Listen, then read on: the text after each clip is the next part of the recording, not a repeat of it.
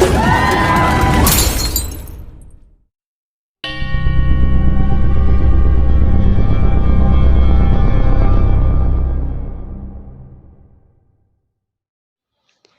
Guys, welcome back to my channel.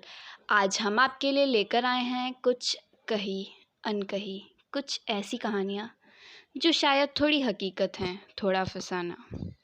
मेरी कहानियाँ सच्ची घटनाओं पर आधारित होंगी। लोगों के बताए हुए अनुभव मैं अपनी कहानी के रूप में रखती हूँ। आपसे अनुरोध है कि कमज़ोर दिल वाले मेरी कहानियों से दूर रहें। तो आइए शुरू करते हैं हम आज की कहानी।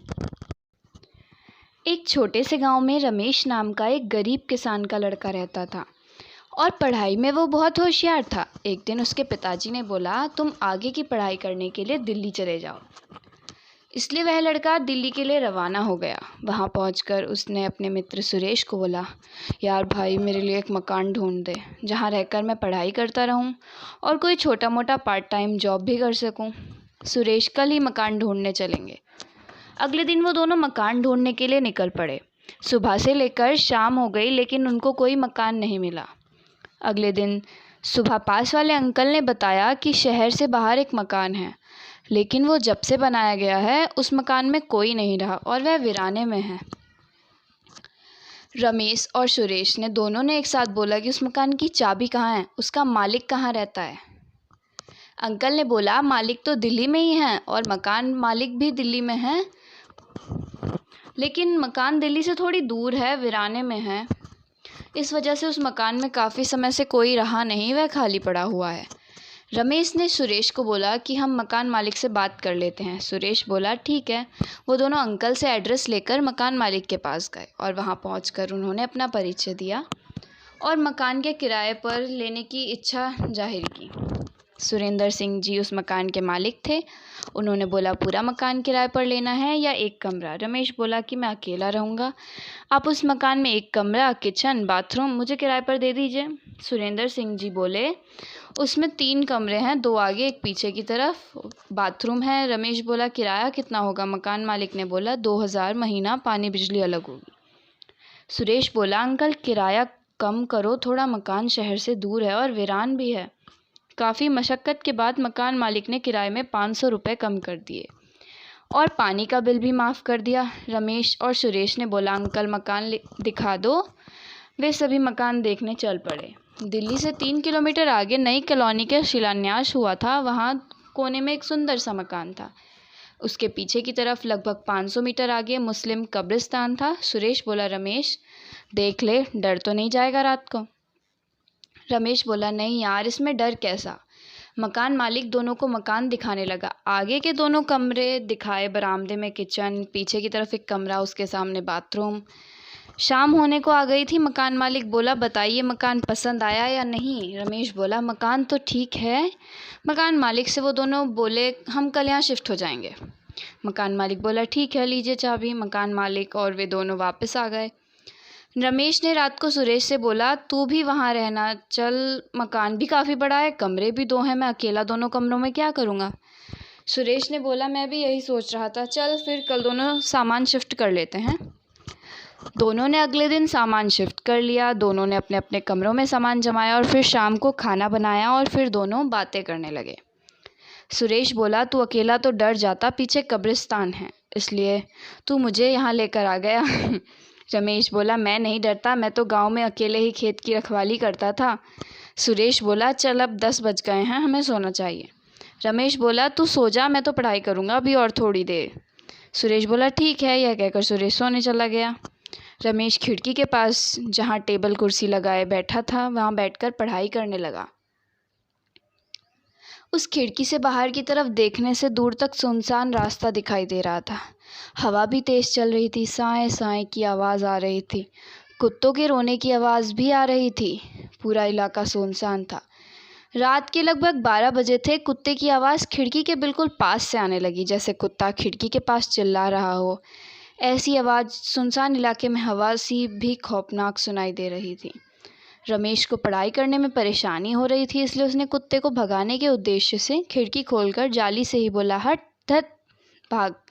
बोला, थोड़ी देर में कुत्ते की आवाज़ आना बंद हो गई। रात में करीब 1 बजे होंगे। रमेश बाथरूम जाने के लिए उठा। और पीछे बाथरूम की तरफ गया। वो जब बाथरूम से बाहर आया तो अचानक उसकी निगाह बंद पड़े कमरे पर गई। उस कमरे की लाइट बंद थी और बाहर कुंदी पर लाल रंग का धागा बंधा था। उसने सोचा शायद मुहूर्त के समय बांधा होगा। यह सोचकर कमरे में आ गया। कमरे में आकर वो बिस्तर पर लेट गया। थोड़ी देर बाद उसकी नींद आ गई। अगले दिन दोनों उठे और नहा धोकर नाश्ता करा। सुरेश तैयार होकर जॉब पर चला गया। रमेश घर पर अकेला था। पढ़ाई करते करते उसे कब नींद आ गई पता ही नहीं चला। जब वो उठा तो शाम हो चुकी थी। अब उसने रात का खाना बनाया। सुरेश भी ऑफिस से आ चुका था। सुरेश बोला, आज दिन कैसा रहा? क्या भाई, कहाँ दिन, पता नहीं कब आँख लग गई। चल कोई बात नहीं, अब मैं लैपटॉप लेके आया हूँ, हम मूवी देखेंगे। कौन सी मूवी? हॉरर। अरे नहीं भाई, नहीं यार, देखेंगे। दोनों ने रात 8 बजे तक खाना बनाया। फिर दोनों ने थोड़ा पैग लगाया। दोनों सोने के लिए जाने लगे। सुरेश बोला, रात काफ़ी। अगली रात वो दोनों खाना बनाकर खाने के लिए बैठने ही वाले थे, तभी सुरेश बोला कि मैं बाथरूम होकर आता हूँ। सुरेश बाथरूम करने चला जाता है। रमेश बर्तन समेटने लगता है। तभी सुरेश के चिल्लाने की आवाज़ आती है। ये क्या है? रमेश जल्दी आकर देखता है। क्या है? रमेश तुरंत ही बाथरूम की तरफ जाता है और सुरेश से बोलता है, क्या हुआ, चिल्ला क्यों रहा है? सुरेश बोलता है कि देख, टॉयलेट सीट पर कौन बैठा है। रमेश, कौन बैठा है? मुझे तो कोई नहीं दिखाई दे रहा। अच्छा नहीं है, तब ठीक है, मुझे ज़्यादा चढ़ गई है। नहीं यार, मुझे ऐसा महसूस हुआ था कि सीट पर कोई बैठा है। चल, रात बहुत हो गई है, अब सो जाते हैं। हाँ चल, दोनों कमरे में जाकर सो जाते हैं। अगली सुबह सुरेश जॉब के लिए निकल जाता है। घर पर रोज़ाना की तरह रमेश डेली रूटीन के काम करके खिड़की के पास बैठ पढ़ाई कर रहा था। अचानक पीछे से उसे ऐसा लगा कि उसके पीछे निकलकर कोई बाहर की तरफ गया। उसने पीछे मुड़कर देखा तो वहाँ कोई नहीं था। सोचा शायद मेरा वहम होगा। वही यही सोचकर वापस पढ़ने बैठ गया। करीब शाम के 4 बजे दरवाजे पर दस्तक हुई। ठक ठक ठक। रमेश, कौन है? बाहर से कोई आवाज़ नहीं आई। रमेश उठा और दरवाज़ा खोला, लेकिन बाहर कोई नहीं था। उसने दरवाज़ा बंद करा और वापस पढ़ने बैठ गया। थोड़ी देर बाद गेट पर फिर दस्तक हुई। रमेश बोला, कौन है? मैं हूँ भाई, गेट खोल। आ रहा हूँ, रुक। रमेश दरवाज़ा खोलता है। आज का दिन कैसा रहा? ठीक था यार। सुरेश, भाई मैं 2 दिन के लिए जयपुर जा रहा हूँ, अगर तुझे भी चलना है तो कपड़े पैक कर ले। रमेश, नहीं यार, एग्ज़ाम नज़दीक है, मैं पढ़ाई ही करूँगा, तू अकेला चला जा। ठीक है, जैसे तेरी मर्ज़ी। सुरेश तैयार होकर निकल जाता है। रमेश घर पर अकेला था तो उसने रात का खाना बनाया और खाना खाकर पढ़ने बैठ गया। रात के करीब 12:30 बजे होंगे, तभी कुत्तों के भौंकने की आवाज़ आने लगी। रमेश कुत्ते को भगाया, लेकिन कुत्ता भागा नहीं, तो वो गेट खोलकर बाहर उसको भगाने के लिए गया। पीछा करते करते कुत्ते का वो थोड़ा आगे निकल गया। जब वहाँ से लौटा तो वहाँ सब कुछ वीराना था। एकदम रोंगटे खड़े करने वाली हवाएं चल रही थी, तेज़ तेज़। एकदम शरीर में अजीब सी हलचल हुई। उसके रोंगटे खड़े हो गए। थोड़ी आगे जाकर वो अपने घर की ओर जाने वाली सड़क पर मुड़ने ही वाला था, इतने में उसका पीछा कर रहा साया अचानक गायब हो गया। अब एक अजीब सा मंजर उसके सामने था। उसने देखा कि एक बहुत बूढ़ा आदमी सड़क के किनारे एक खंबे के नीचे बैठा है। रमेश उसके पास गया और बोला, आप कौन हैं? इतनी रात को इस वीराने में क्या कर रहे हैं? वह बूढ़ा आदमी कुछ नहीं बोला। हाँ, तो किसी ने रमेश की तरफ एक नज़र उठाकर भी नहीं देखा। रमेश ने अपनी बात दोहराई, सुनिए, मैं आपसे ही बात कर रहा हूँ। उस बूढ़े ने अपनी गर्दन उठाई और रमेश की तरफ देखकर बोला, बेटा, मैं तो एक अभागा हूँ। मेरे बच्चों ने मुझे घर से निकाल दिया। मैंने सुबह से कुछ खाया भी नहीं है। मेरे रहने का भी कोई ठिकाना नहीं है। रमेश ने बोला कि आप परेशान ना हो, आप मेरे साथ चलें, मैं अकेला ही हूँ। रमेश उन्हें अपने घर ले गया। उसने खाना दिया और रमेश उनसे कहता है कि ठीक है, अब आप जाकर सो जाइए, पहले फ्रेश हो लीजिए। वो सोच ही रहा था कि अंकल को मैंने बताया नहीं कि बाथरूम किधर है, फिर भी वो बिल्कुल सही तरफ गए, और मैंने ये भी नहीं बताया कि हम किस रूम में सोते हैं। पर उनको इस घर की सब चीज़ें कैसे पता हैं, वो भी बिल्कुल सही। और यही सब सोचते सोचते रमेश कुर्सी पर ही सो जाता है। रमेश सुबह उठता है और कमरे में जाता है। कमरे के अंदर पलंग पर उसे कोई नहीं दिखता। वो बाथरूम में जाता है, लेकिन वहाँ भी कोई नहीं दिखता। रमेश, अंकल अंकल आप कहाँ हैं? लेकिन कोई जवाब नहीं आता तो दरवाजे की तरफ देखता है और दरवाज़ा खुला था। रमेश सोचता है शायद अंकल बाहर घूमने गए होंगे। वो अपने डेली रूटीन के काम में लग जाता है। करीब 12 बजे वो फ्री होता है। फिर वो गेट पर बैठा अंकल की राह देखता है। दोपहर के 2 बजे तक उसे रोड पर कोई आता नहीं दिखाई देता। वो उठकर खाना बनाने लगता है और खाना बनाकर फिर खाना खाकर वो छत पर चला जाता है। फिर नीचे आकर सो जाता है। शाम के करीब 6 बजे उसकी नींद खुलती है। वो मुंह धोकर पढ़ने बैठ जाता है। रमेश अभी पढ़ने बैठा ही था कि कमरे का गेट चरमरा कर बंद होता है। रमेश सोचता है शायद हवा से कमरे का गेट बंद हो गया होगा। वो उठा और रसोई में खाना बनाने चला गया। कुछ देर बाद उसने खाना खाया। उसके बाद वह खाना खाने बैठ गया और खाना खाने के थोड़ी देर बाद छत के ऊपर टहलने चला गया। वह वापस नीचे आया और करीब 9 बजे वह पढ़ाई करने बैठा। अभी पढ़ते हुए कुछ थोड़ी देरी हुई थी। ऐसा महसूस हुआ कि कमरे से निकलकर कोई रसोई की तरफ गया है।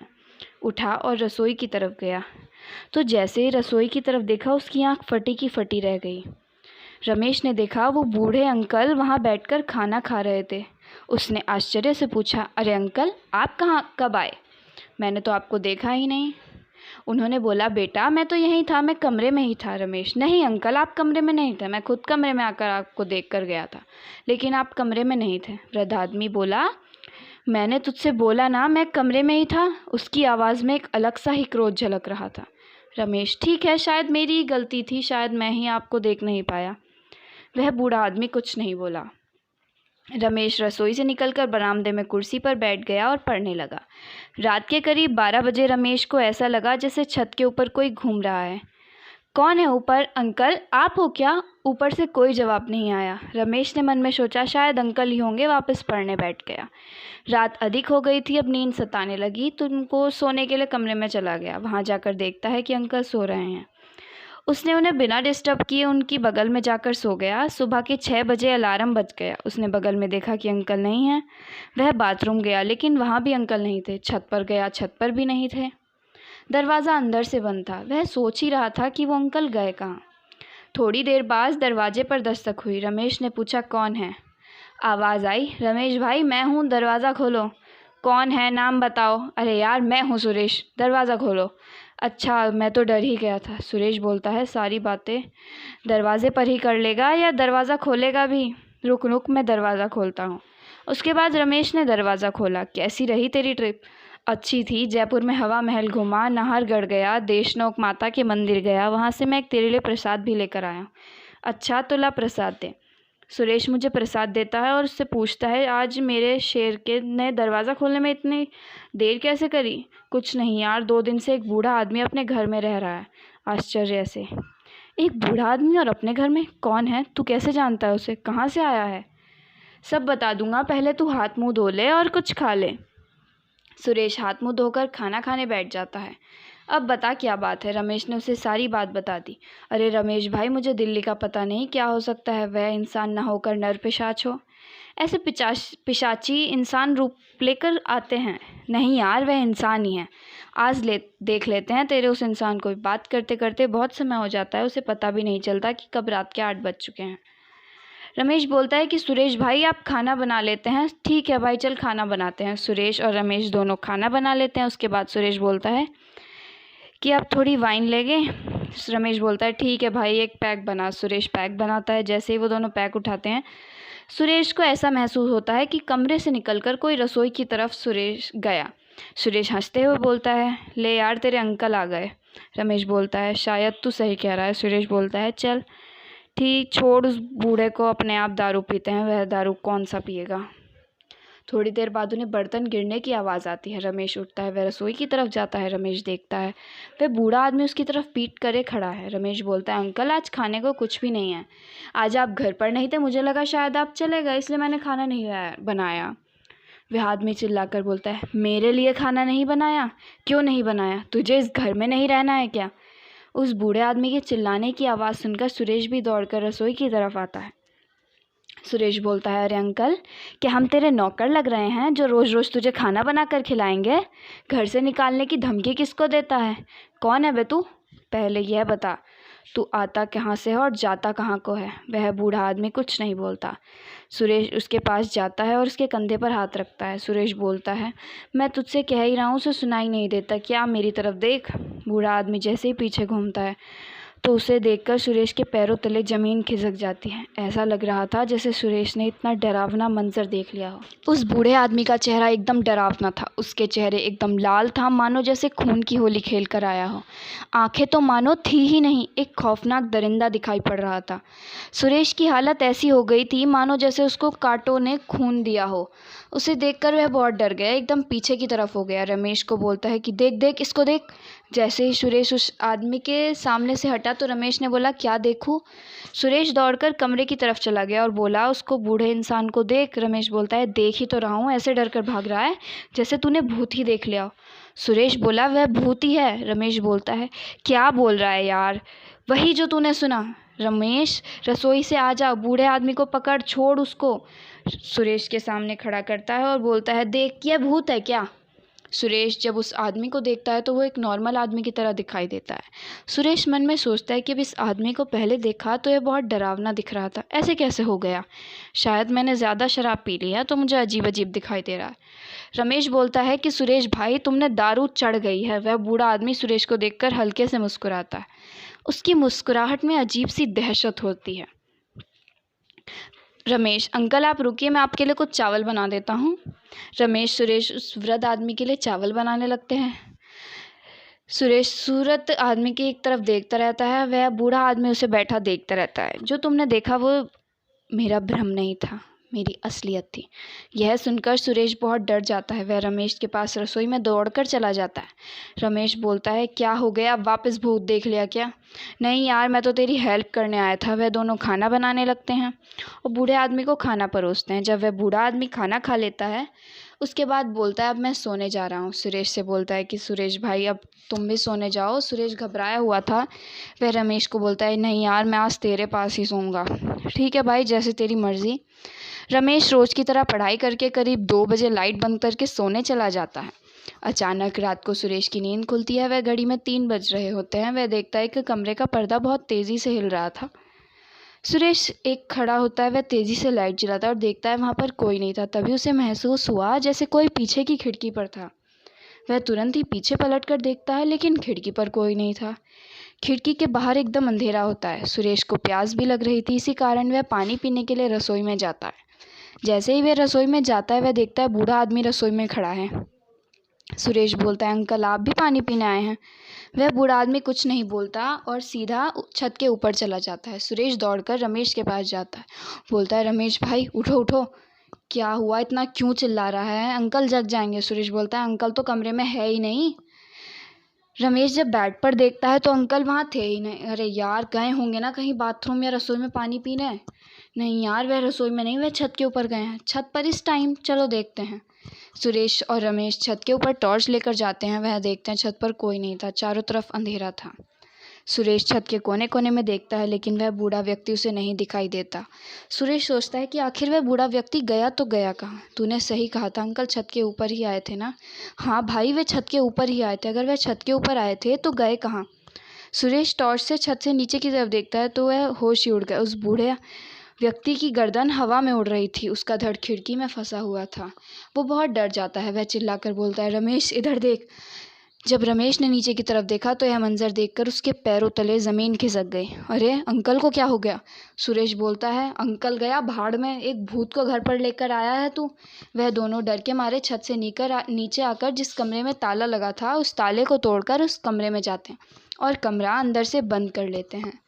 उनके कमरे के बाहर कुर्सियों के खिसकने की आवाज़ें आ रही थी, बर्तनों के गिरने की आवाज़ें आ रही थी। उनको एक भयानक चीखें भी सुनाई दे रही थी। वह डर के कारण एक दूसरे से चिपक जाते हैं और भगवान को याद करते हैं। बाहर की तरफ से दरवाज़ा खटखटाने की आवाज़ें आती हैं, लेकिन वह दोनों दरवाज़ा नहीं खोलते। बाहर से आती आवाज़, और तुम दोनों दरवाज़ा खोल दो तो बिना दरवाज़ा खुले भी अंदर आ सकता हूँ। रमेश करके बोलता है कि अगर तुझमें हिम्मत है तो अंदर आकर दिखा। तुझे पता नहीं, जहाँ भगवान का वास होता है वहाँ भूतों का निवास नहीं होता। सुरेश जब पीछे मुड़कर देखता है तो वह कमरा भगवान की मूर्तियों और फोटो से भरा हुआ था। रमेश बोलता है, तू कौन है और तू हमें मारना क्यों चाहता है? हमने एक इंस्पेक्टर घर पर ले कर आ गए, तुझे खाना भी दिया और हमें ही मारने पर उतारू हो गया। सुरेश मन ही मन सोचता है, तो यह रमेश एक ना एक दिन मुझे मरवा ही कर ही मानेगा। कुछ देर तक बाहर से कोई आवाज़ नहीं आती, एकदम शांत हो जाता है। सुरेश हाथ में बंदी घड़ी के समय देखता है तो सुबह के 5 बज चुके थे। सुरेश बोलता है, शायद वह चला गया। रमेश बोलता है, मुझे नहीं लगता कि चला गया, हम दरवाज़ा खोलते हैं। वह दोनों दरवाज़ा खोलते हैं तो घर की हालत देखकर उनके मन में एक ही विचार आता है कि आज ही घर खाली कर देना चाहिए। यह सोचकर वह दोनों अपना सारा सामान पैक करके उस मकान से चले जाते हैं। मकान मालिक के पास जाकर बोलते हैं, हमने आपका मकान खाली कर दिया है, अब आप किसी दूसरे को देना चाहें तो दे सकते हैं।